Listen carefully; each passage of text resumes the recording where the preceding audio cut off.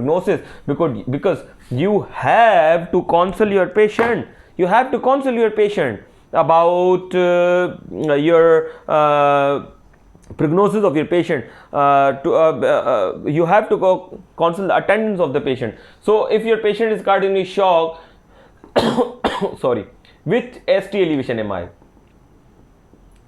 obviously the mortality would be 59%. And if it is STEMI plus mechanical complication plus cardiogenic shock, the mortality would be 89%.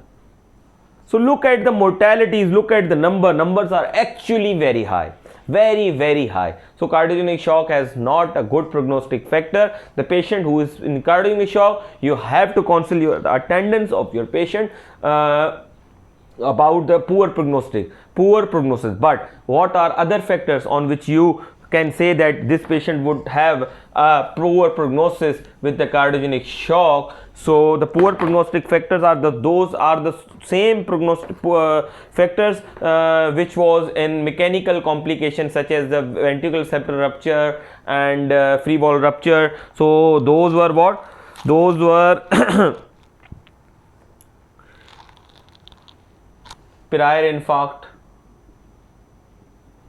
If your patient has a prior infarct and now presenting with the cardiogenic shock because of any ST elevation MI, so it would be the poor prognostic factor, number one. Second, female sex. Number three, diabetes. Number four, anterior infarct. You know that anterior MI has a poor prognosis, has increased mortality in any case. If your patient is in clip class 1, so and he or she has a anterior wall MI, so the mortality of the patient would be around 15%. Even in class 1, in clip class 1 with hemodynamically stable patient, the mortality would be 15%. But if your patient has an inferior wall MI, then the mortality would be less than 5% if your patient is in clip class 1. So you have to remember all these things. And other poor prognostic factors are these are the poor prognostic factors, and these are also risk factors of poor prognostic factors and risk factors to develop cardiogenic shock. If your patient has these things with ST elevation MI or impending shock, then you need to be more vigilant that your patient would not be recover from the cardiogenic shock because of these poor prognostic factors. Okay, so we have discussed all these things. Now treatment, come to the treatment now. Very important. Now we have to discuss the treatment. Obviously management. First we have to discuss about the management, that what is the reason. You have to rule out the cause. If your patient has a ST elevation MI and LV dysfunction or non-ST even, because most common cause of the LV dysfunction or cardiogenic shock is in ischemia is non-ST elevation MI. Okay, but STEMI. 7% of the patient with cardiogenic shock would have STEMI, and only 2.5% according to the shock registry. There was a registry in USA in which they analyzed all patients with the shock and the ischemia.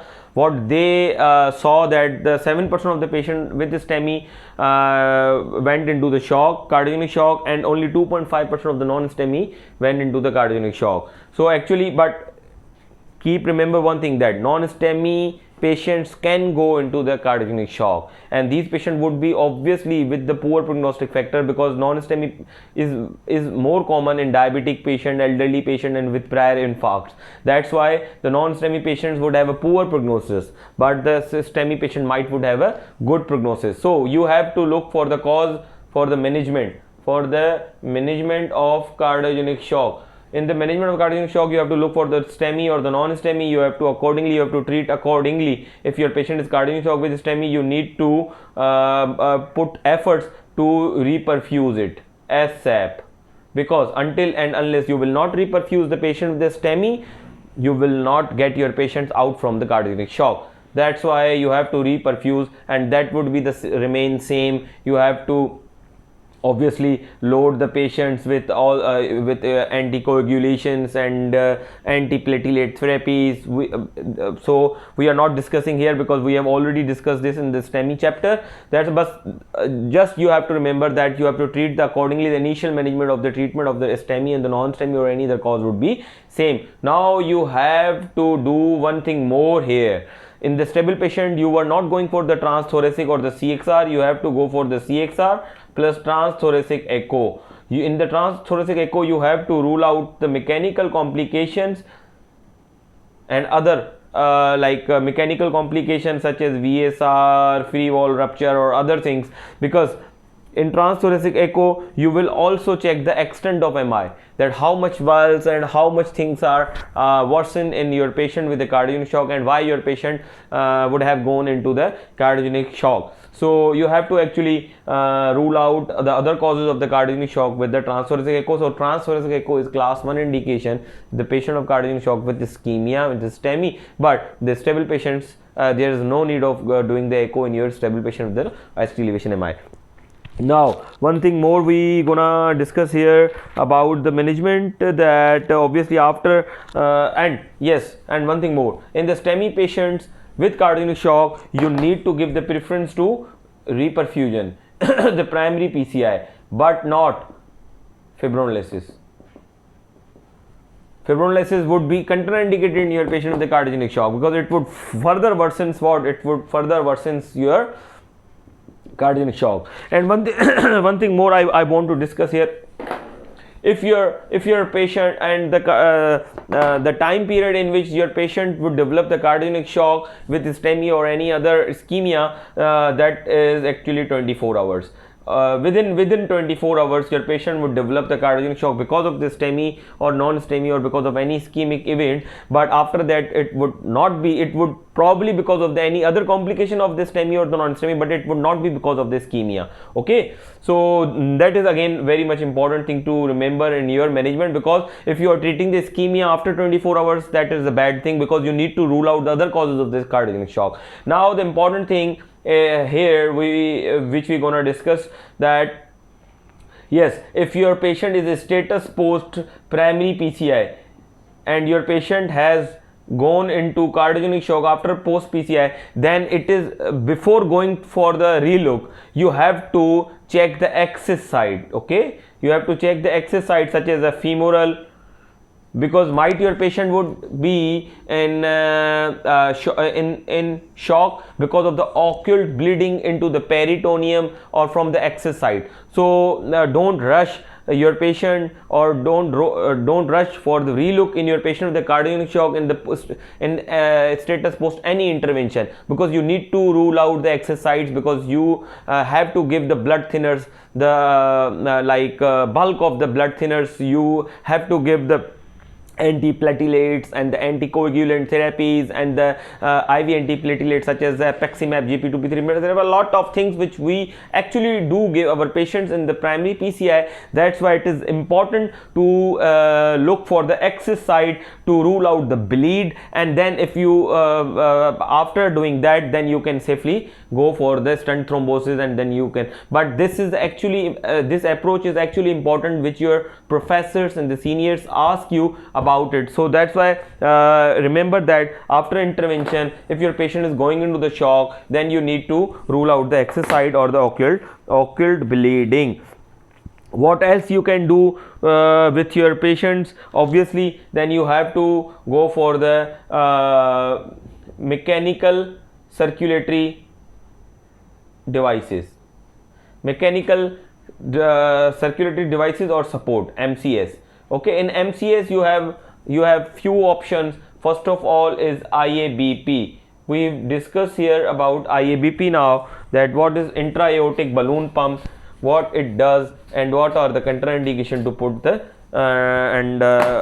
in your patients. Okay, so IABP is intra-aortic balloon pump. It does nothing, but it just reserve and support your heart in diastole, okay, and it increase the coronary perfusion, because your coronary perfusion occurs in the diastole because of the faulty myocardium, because of the tricyclic dysfunction in the ischemia. The coronary perfusion affects, and IABP does what? IABP just supports the diastole and coronary, and increases the coronary perfusion. So it actually increasing the supply of the coronaries towards the heart. So because the already like a diseased myocardium, already like a diseased and vulnerable myocardium would get the enough blood to cope up this vicious cycle, and with cope up all these bad situations in which our myocardium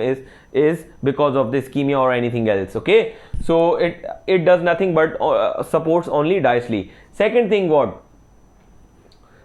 is that, okay, you know that we put the IABP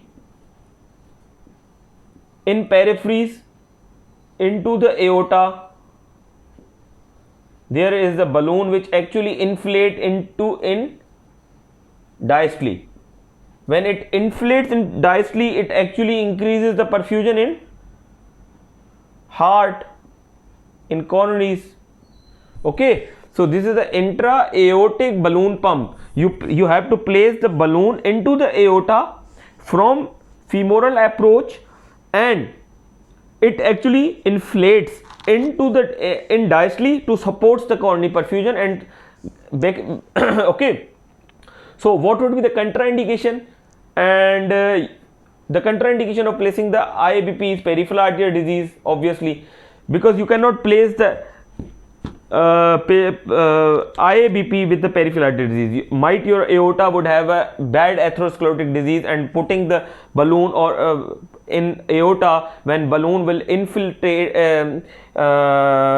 inflates in diastole, it causes what? But nothing but the rupture of the plaque, and it would further gives complication and bad consequences of this IABP. That's why you have not to put the peripheral the IABP in the patient with a history of peripheral arterial disease. Number one. Number two is AR. You cannot put the patient IABP into the AR, because actually it does what? It worsens the AR. It is actually giving the AR to the patient, because when it inflates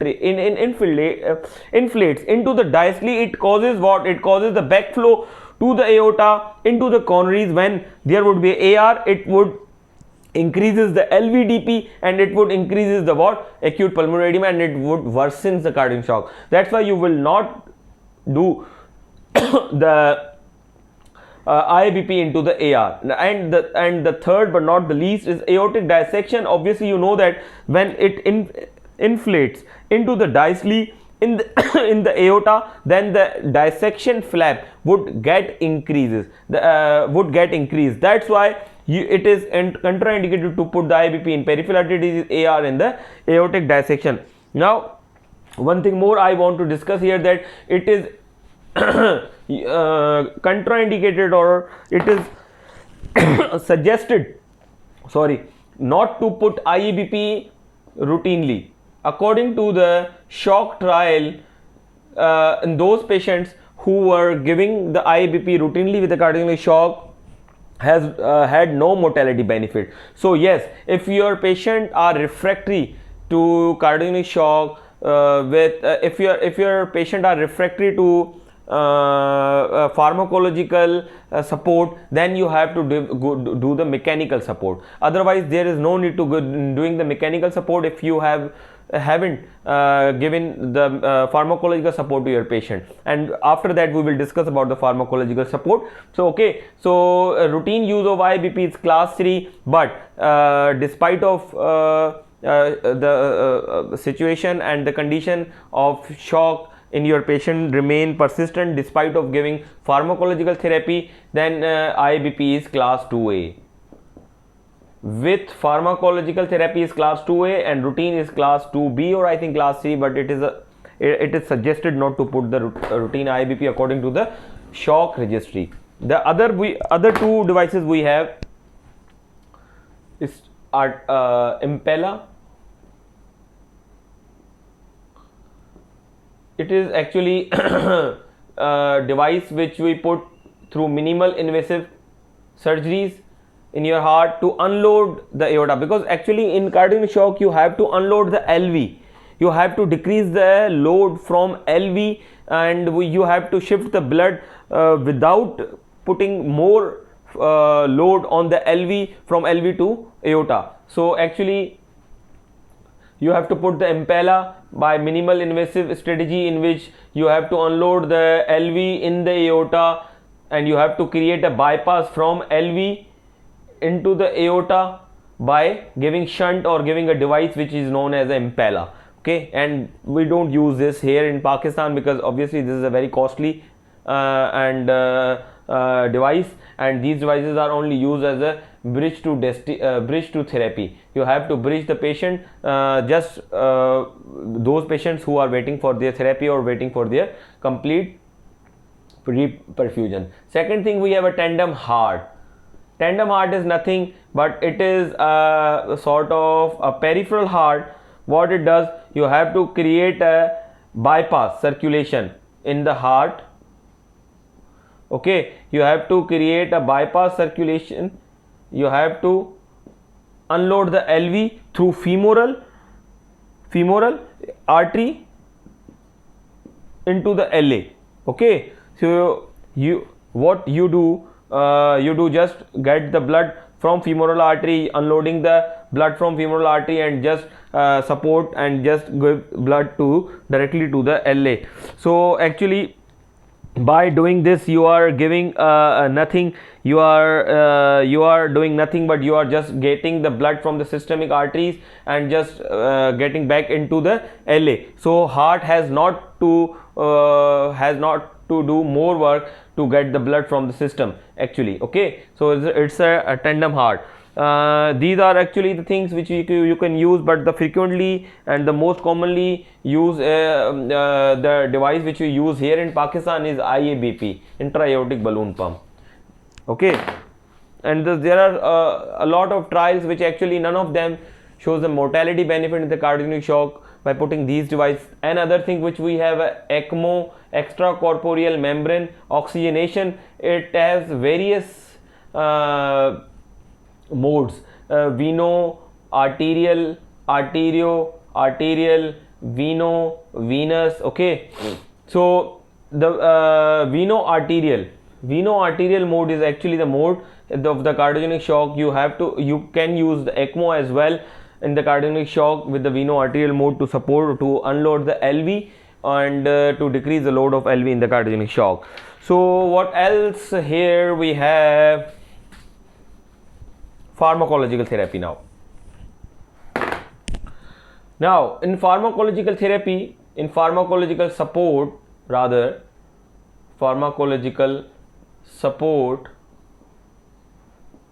in cardiogenic shock, we have two things. One is vasopressors.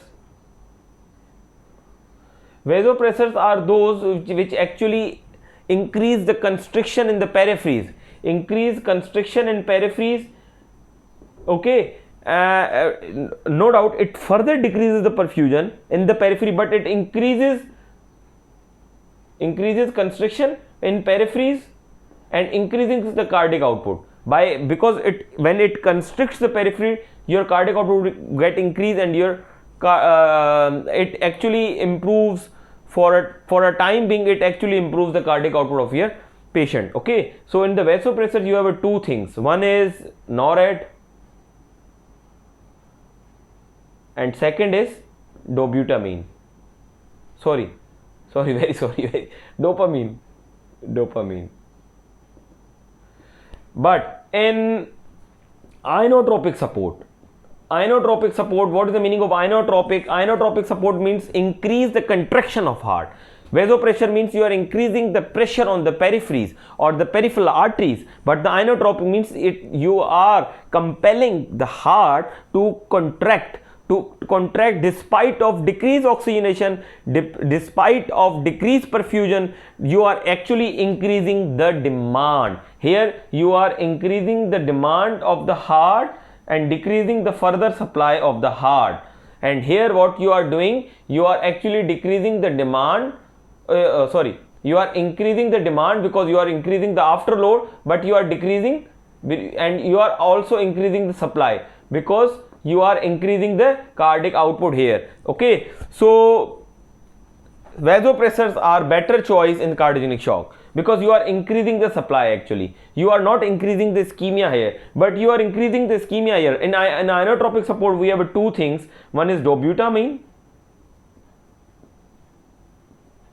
second is milrinone.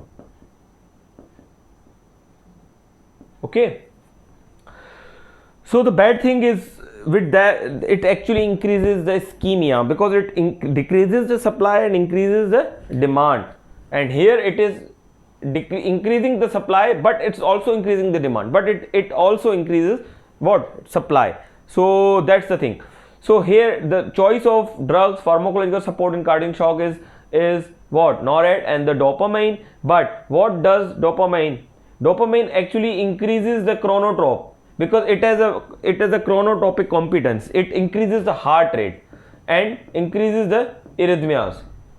So in so many trials in the shock registry, it was observed that with the dopamine increases the mortality because of arrhythmias. It increases arrhythmias. Yes, but if your patient has, for any reason, if your patient has chronotropic incompetence or cardiac arrest because of bradycardia or bradyarrest, then the drug of choice would be dopamine in your patient. If your patient has bradyarrest or bradycardia, so you can use the dopamine in your patient as a drug of choice in cardiogenic shock. So what would be the dosages? But NORAD, what would be the dose of NORAD in your patient? 2 to 4 microgram per minute, and you can titrate up to the 30 microgram per minute. Okay, this is a dose in the cardiogenic shock. The usual dose which we use in our hospital is 0.01 mics up to the 2 or 3 mics. So this is the dose in septic shock. Actually this is not the dose for the cardiogenic shock. The dose for the cardiogenic shock is 2 to 4 microgram per minute, and you have to titrate up to the 30 microgram per minute. Okay, and for the dopamine, the dose of the dopamine is 3 microgram. The same here, if you can get the average of 2 to 4, so it would be 3 microgram, but you have to give it per kg per minute.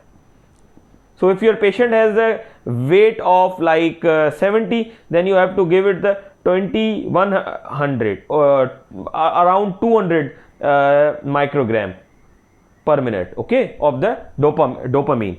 So 3 is actually, this is a starting dose, 3 microgram per kg per minute, and you can give up to the 20 microgram per kg. So the both doses are almost more or less they are same, 3 or 30, 3 or 20. Okay, but keep remember that dopamine is not the drug of choice in pharmacological support of cardiogenic shock because it increases the chances of arrhythmia. And now we have to discuss what? The dobutamine and milrinone. Dobutamine, as you know, that it actually increases the contractility of the heart. It's inotropic support. Obviously it worsens the ischemia. That's why dobutamine is not the drug of choice in your patients. Okay, so these should be avoided in the patient of the ischemia or the cardiac shock secondary to ischemia or for any reason. But the dose of this is 2.5 microgram per kg per minute. It is a starting dose, and you can titrate it up to the 40 microgram per minute. Okay, you can titrate it up to the 40 microgram per kg per minute. So it's starting dose of the 2.5, but it is better to avoid these things in the ischemia. If your patient is ischemia, then you have to avoid these. The second is milrinone. Okay, the additional milrinone is actually nothing but it is a phosphodiesterase inhibitor, and it increases the contractility, and it has a vasodilatory effect as well. It has a vasodilatory effect. so it actually decreases the afterload. So you can use it, but it decreases the blood pressure, because obviously when you vasodilate, when you give the vasodilator in your patient with the in the cardiogenic shock, then it increases the tachycardia and decreases the preload and decreases your systemic vascular resistance and it decreases the blood pressure. So again, you have to avoid this milrinone in your patient already having a cardiogenic shock, already having decreased blood pressure, and it further decreases the your cardiac output and decreases the blood pressure. So you have to avoid this drug as well in your patient with ischemia. But the best choice of using the milrinone is RV dysfunction. If your patient has RV dysfunction, if you want to use something in your patient with the RV dysfunction, then it is the drug of choice. So the dosages in your patient is infusion of, you have to give this thing in this fusion from 0.35 to 0.75 microgram per kg per minute. Okay, so 0.375 to 0.75 microgram per kg per minute mics you have to give the infusion in the form of infusion, and you have to titrate the dose according to the condition of the patient and according to the map of the patient. So these are the things, these are the pharmacological support, and this is the important, this is the pivotal part, then the pivotal management of your patient with the cardiogenic shock. So okay, so the best and the first thing in the cardiogenic shock before mechanical support, you have to start for the pharmacological therapy. Kindly note it down all these things and in your notepads, so as you will remember all these things, and you have to practice all these things in your hospital, and pray for me as well. Okay, now the other things which we were using, other management of cardiogenic shock with ischemia or anything. So obviously beta blockers, though your patients have low EF, you cannot use the beta blocker in cardiogenic shock.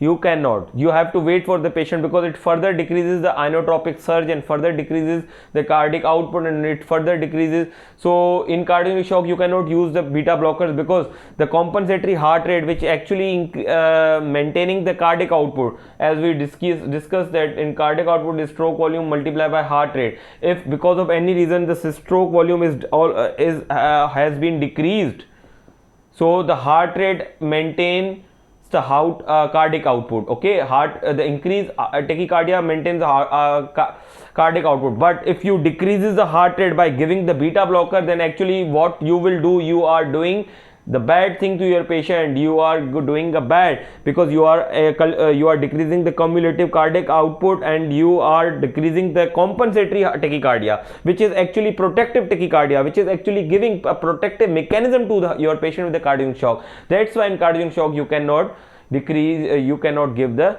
beta blockers to your patient, because that heart rate is actually protective heart rate, protective tachycardia to your patient, and is actually maintaining the cardiac output of your patient, because your stroke volume already has been decreased because of anything.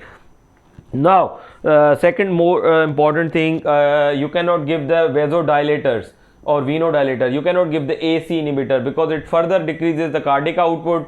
Okay, and so you have to very vigilant to start these things first, because initially you have to start the beta blockers, and the second drug which you have to start for the AC inhibitors, and it depends upon the patient. It vary according to the patient.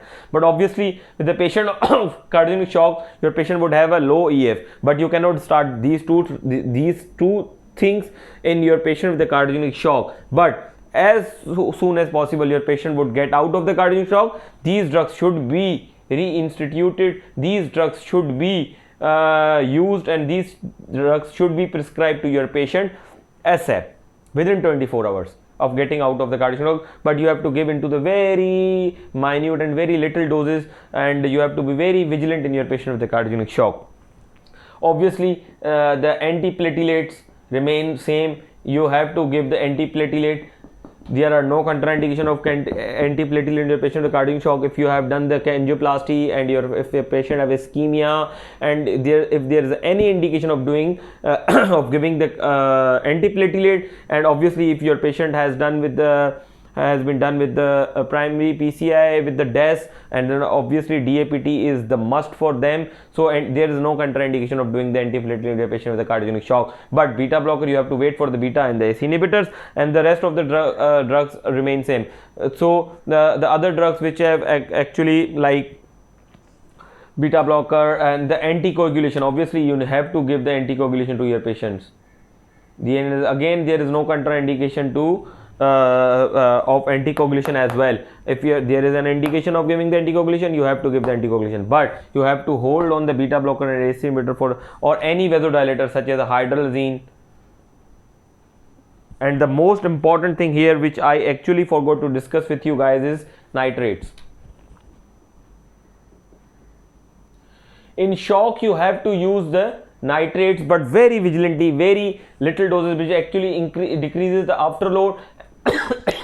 It actually decreases the afterload, and it also decreases the cardiac output. But in little doses, it actually increases the diuresis and decreases the afterload reduction. So you can use the nitrates in the patient with the cardiogenic shock, but very vigilantly you have to use these nitrates with